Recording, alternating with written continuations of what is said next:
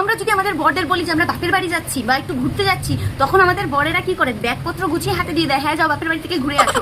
অথচ দেখো মহাদেবকে দেখো, কালকে মহালয়া, আগামীকাল মহালয়া আসছে, তো মা দুর্গা কালকেই পদার্পণ করবেন এই মর্ততে। আর আজকেই কিন্তু মহাদেব তার তাণ্ডব দেখানো শুরু করে দিয়েছে যে কেন তুমি যাবে বলো, তুমি কেন একা বাপের বাড়ি যাবে। মহাদেবও কিন্তু সাথে আসবে লুকিয়ে লুকিয়ে, তবুও কিন্তু মহাদেব দেখো নিজের বউকে এতটাই ভালোবাসে যে পুরো সবাইকে নাস্তানুভূত করে দিচ্ছে, ছবি তুলছে, তারপরে গড় যাচ্ছে, মানে গড়ছে করছে, জীবন পুরো শেষ করে দিল আমাদের।